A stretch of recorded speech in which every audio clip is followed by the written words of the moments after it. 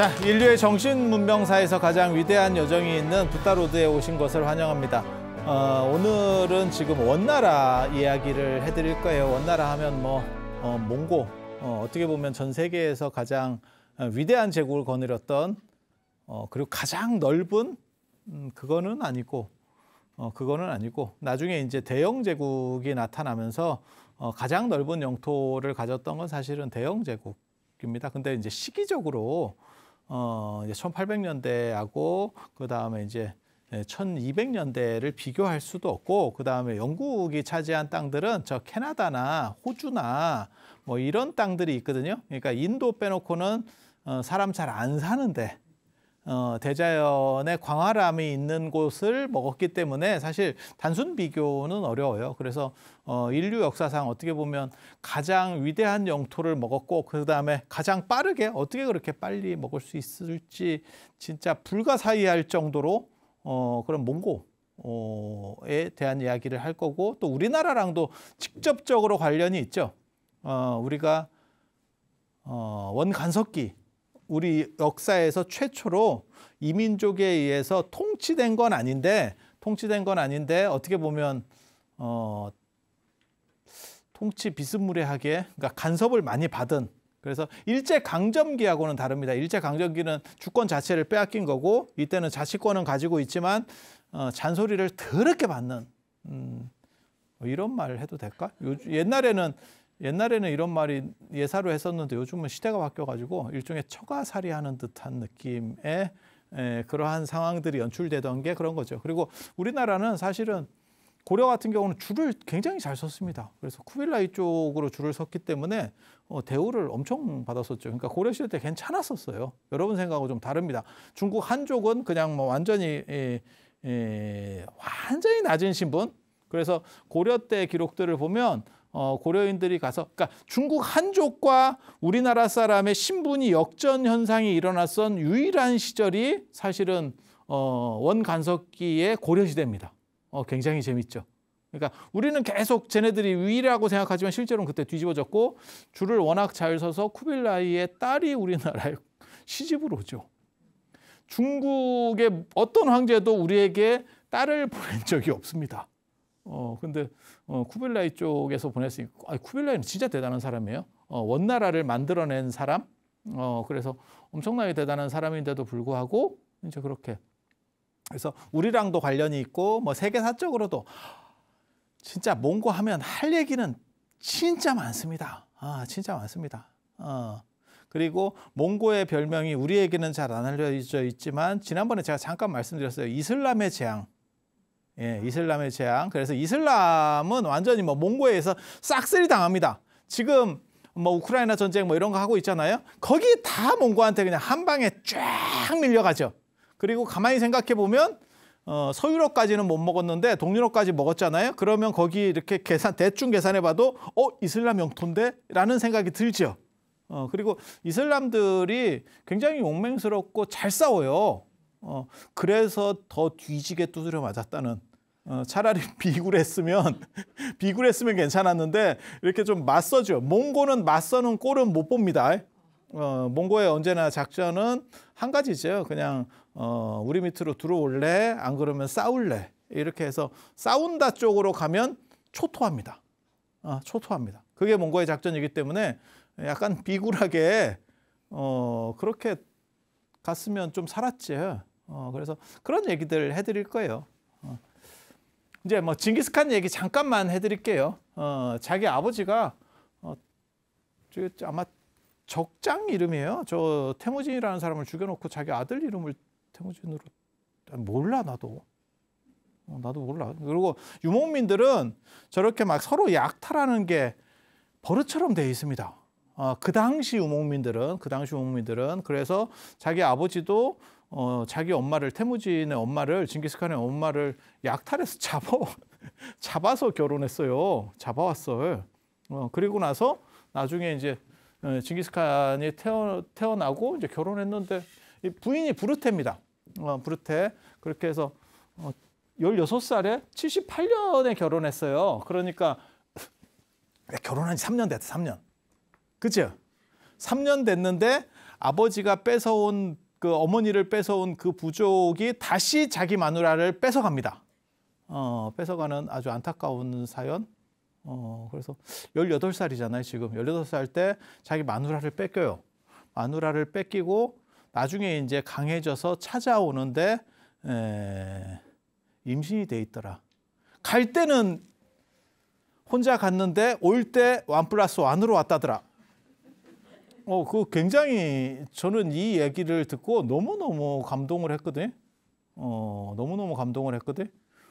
이런 상황이 벌어지면 그 여자를 부인을 용납하기가 상당히 어려워요. 그게 이제 무슨 문제가 있었던 그러니까는 그 여자가 잘못한 거라기보다도 그걸 받아들이기가 쉽지가 않죠.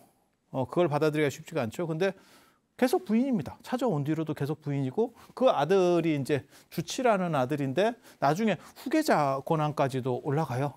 후계자 권한까지도 올라가요. 근데 이제 그러니까 유목민의 문화는 지금 농경민의 문화하고 약간 달라요. 우리가 전통적으로 볼 때는 자식을 둘 때 이게 이제 혈연으로 다 두잖아요. 근데 지금은 입양이라는 것이 생각보다 좀 이렇게 훨씬 다른 피들이 들어오는 게 수월해졌거든요. 그래서 제가 전에 그런 얘기 해드렸잖아요. 우리가 왜 입양을 쉽게 못했냐면 우리 동아시아의 전통적인 농경 문화 속에서는 자식이 대가 끊어지면 그 둘째 동생의 첫째 장남을 입양하는 걸, 그러니까 혈통을 통해서 가장 비슷한 혈통으로 입양시키는 게 원칙이었기 때문에 다른 피를 가진 사람을 입양한다는 게 불가능했습니다.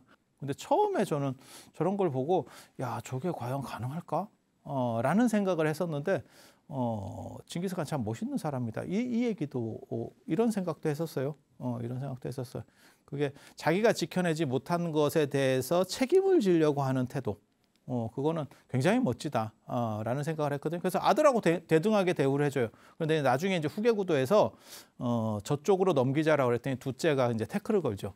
누구 핀지 모르는데 왕위를 넘긴다는 게 말이 되냐. 이래가지고 이제 셋째가 어부지리로 비토한 사람은 자기에게 오기를 바랬지만 실제로는 비토하는 과정에서 서로 충돌해서 셋째한테 넘어가는 뭐 이런 사건들이 벌어져요. 그리고 유목 문화에서는 친구라는 게 굉장히 중요한데 아버지도 이제 나중에 죽게 되는데 그때 아버지 이 옹칸이라고 하는 안다가 뭐냐면 의형제 같은 사람이에요. 의형제 같은 사람. 그러니까 일반 의형제가 아니고 삼국지에서 나오는 도원결이 같은 그런 의형제. 그래서 아버지의 안다면 어떻게 보면 작은아버지 비슷한 이런 건데도 불구하고 이 양반하고 자기 친구 이 자무카 아주 유명합니다. 자무카 징기스칸 얘기 나올 때 자무카 얘기가 언제나 나옵니다.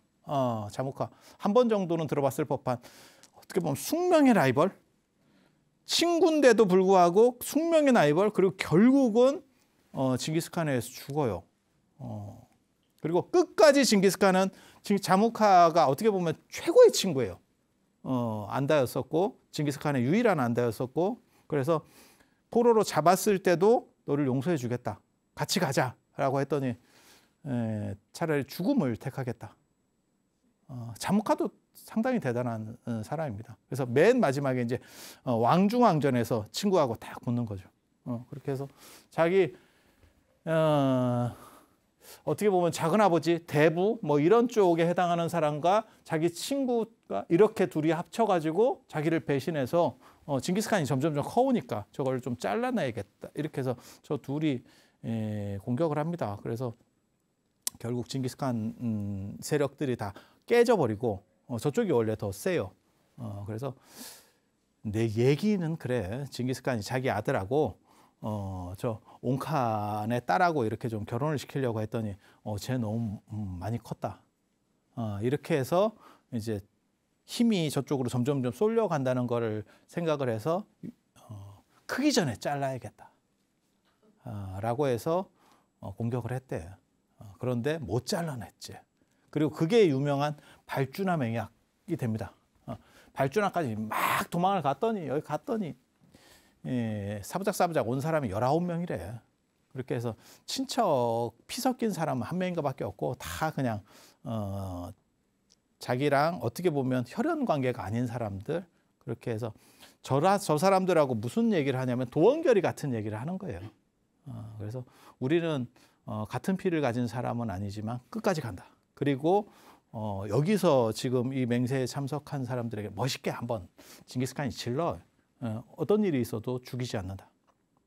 9번 용서한다. 뭐 이런 식의 얘기들을 계속 약을 팝니다.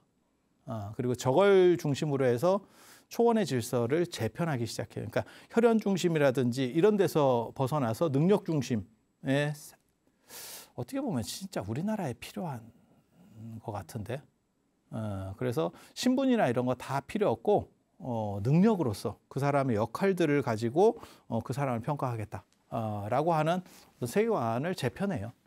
그렇게 해서 징기스칸이 이제 힘을 받아서 뭐 다 이기기 시작하죠. 그 뒤에는 다 익히 알만한 내용. 그리고 이제 징기스칸이 중국을 먹은 건 아닙니다. 징기스칸은 처음 시작하다가 나중에 이제 죽기 때문에 쿠빌라이가 중국을 먹어요. 완전히 먹는 건 쿠빌라이예요. 그래서 징기스칸의 서방원정, 이 서방원정에서 저게 날아가는 거죠. 이제 이 이슬람들이 먼저 날아가죠. 먼저 날아가죠. 그렇게 해서 호라즘 제국. 지난번에 제가 잠깐 저 얘기했는데 저 호라즘은 진짜 안타까운 제국이에요. 그때 생긴 지도 얼마 안 됐고 군대도 한 40만 있고 40만, 45만 이런 얘기들이 있거든요. 그 당시에 가지고 있었던 군대가 엄청난 겁니다. 그리고 저게 유목민 군대들이거든요. 그러면 그 강력함이라고 하는 게 이런 농경민 군대보다 훨씬 강력해요. 그런데 징기스칸의 10만 군대한테 아주 박살이 나죠. 그것도 징기스칸이 손잡자고 좋게 얘기했는데 그게 징기스칸인지 몰랐죠. 우리는 역사를 아니까 저 사람한테는 그렇게 하면 안 됐는데 라고 생각하는데 실제로는 그렇게 했죠. 그렇게 해서 좀 매몰차게 징기스칸의 사제를 죽였어요. 사신을 죽였어요. 그래서 징기스칸이 빡쳐가지고 초토화 작전을 펼쳐서 호라즘이 날아갑니다. 그리고 이 서방원정 때 이제 종교랑 관련해서 중요한 사람이 누구냐면 구척이라고 하는 사람이에요. 구척이 들어봤습니까? 신도교. 지금 우리나라에 뭐 단전호흡 한다는 둥, 뭐 기공을 한다는 둥 하는 사람들의 대부분이 그 사람들은 뭐라고 얘기하냐면 뭐 단군 시대부터 내려왔어요. 뭐 5만 이상한 약을 다 파는데 실제로는 대부분 이 전진교랑 관련된다라고 보시면 됩니다. 그래서 단전호흡하고 뭐 단임 뭐 하단전이 어쩌고 저쩌고 얘기하는 스타일들이 대부분 이 전진교에서 완성이 돼요. 그게 왕부라고 왕중양이라고 하는 사람이에요. 왕중양이 뭐 한 사람이 정확하게 잘 모르겠어요. 저도 저 사람 관심은 있는데 이제 그리고 우리 때 사람들은 저 전진교 저런 거 잘합니다. 이유는 뭐냐면 영웅문이라고 하는 또 소설이 저 전진교를 배경으로 해서 90년대를 풍미한 그런 대단한 소설이 있어요. 80년대, 90년대를 풍미한 그게 이제 저 전진교랑 관련된 거라서 뭐 그런 부분들이 있는데 내가 맞다. 90년대생인데 80년대, 90년대를 풍미한 거를 어떻게 저렇게 잘 알지? 그래서 전진칠자 뭐 이러는데 그중에서 저 구척이라고 하는 사람이 대단한 분이에요. 그래서 종교가 얼마 만들어지지도 않았는데 신도교, 그러니까 도교는 도교인데 수련도교입니다. 원래 도교는 과이도교라 그래서 부적 끓이고 주문 같은 거 외우고 뭐 귀신 쫓고 이런 식으로 우리식으로 말하면 무속 같은 거고 이 신도교라고 하는 건 뭐냐면 그러니까 신도가가 있고 신도교가 있어요. 신도교가 있어. 이거 좀 이게 도교 이쪽 계열은 좀 헷갈릴 수도 있어요. 그러니까 도교가 있고 이 도교는 후한 때 나옵니다. 아니지? 맞지? 후한이지? 후한 때 삼국시대 때 장릉이라고 하는 사람이 나오는 거고 장릉이라고 하는 사람이 도가가 있어요. 도가는 노자, 장자, 열자, 뭐 관자, 관윤이, 관윤이 뭐 이런 것들. 그리고 위진남북조 시대 때 유행하는 거는 신도가입니다. 신도가. 그리고 이때 나오는 게 신도교예요. 계열이 다릅니다. 그래서 황건적이라든지 황건적은 오두미도예요. 여기는 천사도라고 하는 거고 사실은 약간 다른데 같은 비슷한 계열이에요. 같은 비슷한 계열. 그래서 저쪽은 저 위에 있는 거는 도교라고 하는 거는 우리식으로 하면 무당 같은 그런 비슷한 계열이라고 보시면 돼요. 그리고 도가라고 하는 거는 사상적인 겁니다. 그리고 그 사상이 한 번 더 발전하면 신도가가 돼요. 위진남북 시대 때 이제 조금씩 사람들의 지력이 높아지니까 원래 있었던 텍스트를 해석하면서 우리도 똑같죠. 불교도 똑같죠. 화엄경이 있는 거고 그 화엄경을 가지고 사상적인 거를 적출해내서 화엄종을 만들어내는 거고. 그러니까 화엄경만 가지고 얘기하면 어떻게 보면 이 도가랑 마찬가지인 거고 그거를 화엄종을 만들면 신도가 같은 이런 식이라고 보시면 돼요. 근데 이게 이름들이 다 비슷해서 사람들이 헷갈리는 거예요. 그리고 저쪽은 우리나라에서 연구하는 사람들이 별로 없어서 그래서 더 헷갈려. 왜냐하면 들어본 적이 별로 없거든. 그래서 신도교라고 하는 거는 수련도교예요. 그러니까 단전호흡 같은 수련도교가 신도교입니다. 그래서 이 왕부라고 하는 사람이 여동빈한테 무슨 뭐 배웠다는 둥 몰라 나도 이게 말도 안 돼. 여동빈 그게 뭐 연대가 안 맞아. 근데 그냥 다 그렇게 얘기해요. 우리나라 뭐 저 동학도 마찬가지지 뭐. 최재우가 하느님한테 들었는데 하느님한테 소리를 듣는데 뭐 다 그런 식이거든 이게. 그래서 이 구척이라고 하는 사람이 사실은 굉장히 중요해요. 장춘진인 구척이. 이분이 징기스칸의 어떻게 보면 책사 역할 비슷한 걸 합니다. 국사 비슷한. 우리식으로 말하면 국사 비슷한 이런 역할들을 하면서 도교를 굉장히 넓게 저 신도교를 굉장히 넓게 전진교를 굉장히 넓게 판을 키우는데 그때 여차했으면 불교가 상당히 밀릴 뻔했는데 다행히 나중에 이제 쿠빌라이가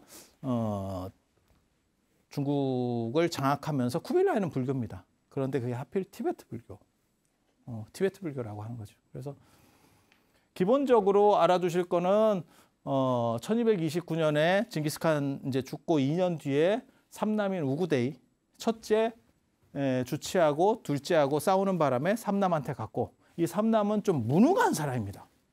무능한 사람입니다. 그래서 어디에 거점을 둬야 될지도 잘 몰랐었고 그래서 카라코람이라고 중국의 동북쪽에 굉장히 높은 데 있는 거예요. 우리가 딱 생각했을 때는 중국 안쪽으로 들어오든지 뭐 이렇게 해야 될 것 같은데 그런 생각 별로 없죠. 그러니까 초원에 사는 게 편한 거예요, 이 사람은. 그리고 우리가 어떻게 군대를 내야 될 건가? 아버지가 징기스칸이 잘해서 엄청나게 부를 모으거든요. 다 뺏어오잖아요. 그거를 저 우구데이가 불과 몇 년 만에 싹 날렸다는 거의 전설적인 분입니다. 이렇게 쉽게 까먹을 수 있다. 그렇지만 엄청난 군대가 있으니까 다시 뺏어오면 된다. 간단한 거예요. 뺏어오면 된다. 그렇지만 우리 주변 거는 다 뺏었기 때문에 좀 멀리 가야 된다. 어디로 갈까? 이랬더니 두 팀이 나오더래. 한 팀이 누구냐면 유럽 쪽으로 가자. 서쪽으로 가자.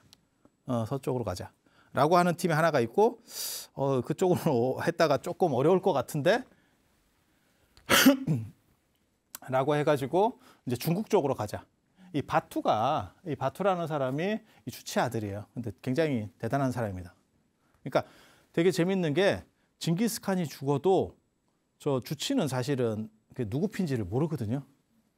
그런데도 계속 그들의 권한이 유지되고 있는 거예요. 굉장히 놀랍죠. 아니 그렇지 않아? 내 아들도 아닌데 내가 회사 회장이야. 그런데 중요한 기업 하나가 걔한테서 계속 돌아가고 있어.